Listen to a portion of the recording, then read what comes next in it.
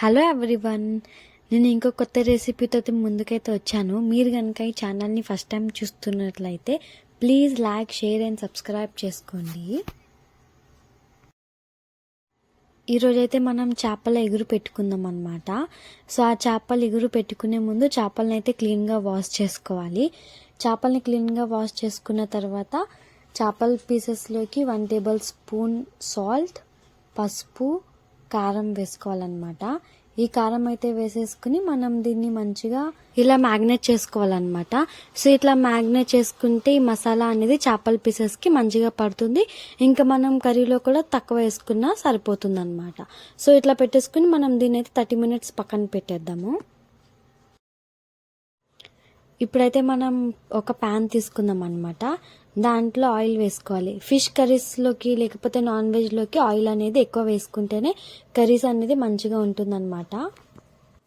ఇప్పుడు ఈ నూనె అనేది వేడిగా అయిన తర్వాత మనం దీంట్లోకి పొడవుగా కట్ చేసుకుని పెట్టుకున్న మిర్చి అయితే వేసుకోవాలి. మిర్చి వేసేసుకున్నాక మనం ఒక 3 ఆనియన్ తీసుకుని చిన్నగా కట్ చేసుకుని వేసుకోవాలన్నమాట. సో చాలామంది ఫిష్ కర్రీలోకి ఆనియన్ అనేది గ్రైండ్ చేసి కూడా వేస్తారు, లేకపోతే మనం ఇట్లా చిన్న పీసెస్ కట్ చేసుకుని కూడా వేసుకోవచ్చు. ఇట్లా వేసుకున్నా బాగుంటుంది, అట్లా వేసుకున్నా బాగుంటుంది. సో మీరు చేసే చేప పేరు ఏంటి అంటే జల్ల చేప అనమాట. సో మనం జల్ల అనేది ఇగురివే చేసుకోవాలి, పులుసు పెట్టుకోలేమన్నమాట. పులుసు పెట్టుకున్న అది చేప బాగోదు. మనం ఈ జల్ల చేప అనేది ఇగురు చేసుకుంటేనే చాలా టేస్టీగా ఉంటుంది. సో నేను ముందు చెప్పినట్లు మీరు ఈ జల్ల చేపలో ఆనియన్స్ కూడా గ్రైండ్ చేసుకుని వేసుకోవచ్చు అనమాట. సో ఇప్పుడు ఈ ఆనియన్స్ అనేది బాగా ఫ్రై అయిన తర్వాత మనం దీనికి కొంచెం సరిపోయే అంత సాల్ట్, కారం, పసుపు వేసుకుని దీన్ని బాగా ఫ్రై చేసుకోవాలి. సో మనం ఇట్లా చేపల ఇగురులోకి ఆనియన్ అనేది ఇట్లా కట్ చేసుకుని వేసుకుంటే ఆనియన్ అనేది బాగా గోల్డెన్ కలర్ వచ్చేంత వరకు ఫ్రై చేసుకోవాలన్నమాట. అప్పుడనే చేపల ఇగురు మాత్రం చాలా బాగుంటుంది. మనం ఏదైతే ఫిష్ పీసెస్ మ్యాగ్నేట్ చేసుకుని పెట్టుకున్నాం కదా ఫ్రెండ్స్, అదైతే తీసేసుకుని ఇప్పుడు దీంట్లో వేసుకోవాలన్నమాట. ఇప్పుడైతే ఈ ఫిష్ పీసెస్ వేసుకుని మనం దీన్ని కలుపుకోవచ్చు కూడా. ఎందుకంటే ఈ ఫిష్ అనేది పచ్చిగా ఉన్నప్పుడే తిప్పుకుంటే ఈ ఫిషెస్ అనేది విడిపోకుండా ఉంటుంది.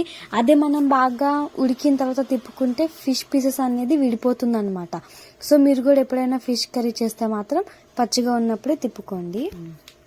ఇట్లా కలుపుకున్నాక మనం దీంట్లోకి 2 గ్లాసెస్ ఆఫ్ వాటర్ అయితే వేసేసుకుందాము. సో ఫ్రెండ్స్, మీరు కూడా ఎప్పుడైనా ఈ చేప అనేది ట్రై చేస్తే మాత్రం సేమ్ ఇదే మెథడ్లో ఫాలో అవ్వండి. ఈ చేప అనేది చాలా అంటే చాలా టేస్టీగా ఉంది, చాలా బాగుంది. నేనైతే తిన్నాను. నాకైతే నార్మల్గా ఫిష్ కర్రీ అనేది నచ్చదు, బట్ ఈ ఫిష్ కర్రీ అయితే నేను తిన్నాను. సో మీకు కూడా చెప్తున్నాను. సో మీరు కూడా డెఫినెట్గా ట్రై చేయండి. సో మనం ఇప్పుడు అది మూత పెట్టేసుకున్నాక దీనికి మసాలా అనేది ప్రిపేర్ చేసుకుందాం. సో దీంట్లోకి మనకి కావాల్సింది ధనియాలు, జీలకర్ర, అల్లం, వెల్లుల్లిపాయ. సో దీన్ని మనం బాగా పేస్ట్ చేసేసుకోవాలి.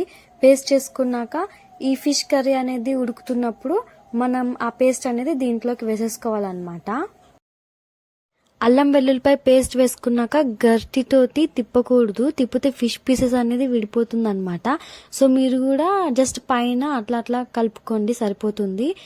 మనం ఇట్లా పేస్ట్ వేసేసుకున్నాక దీనిపైన మూత పెట్టుకుని 15 మినిట్స్ ఉంచుకుందాం. ఫ్రెండ్స్, ఇప్పుడు మన 15 మినిట్స్ అనేది అయిపోయింది. సో ఇప్పుడు మనం దీంట్లోకి కొత్తిమీర అనేది చిన్న కట్ చేసుకుని వేసుకుందాం. కొత్తిమీర వేసుకుంటే ఫిష్ కర్రీలో కూడా చాలా బాగుంటుంది అనమాట. సో మీరు కూడా డెఫినెట్గా ట్రై చేసి నాకైతే కమెంట్ చేసి చెప్పండి ఫ్రెండ్స్. అండ్ ఎప్పుడు ఇట్లానే సపోర్ట్ చేస్తూ ఉండండి.